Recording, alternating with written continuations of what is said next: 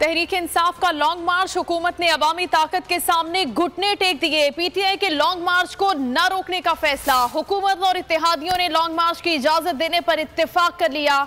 जराए के मुताबिक आसिफ जरदारी ने इत्तेफाक राय में अहम किरदार अदा किया है।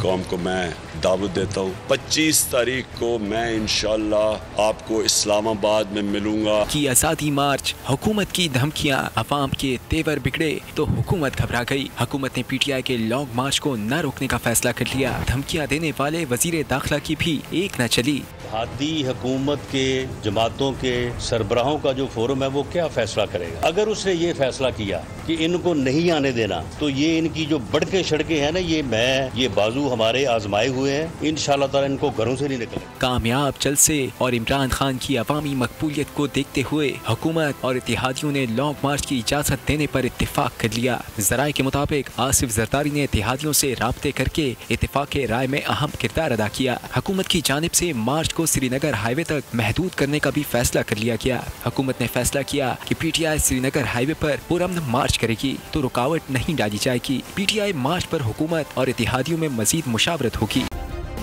सब्सक्राइब करें और बेल दबाएं ताकि कोई खबर रह न जाए।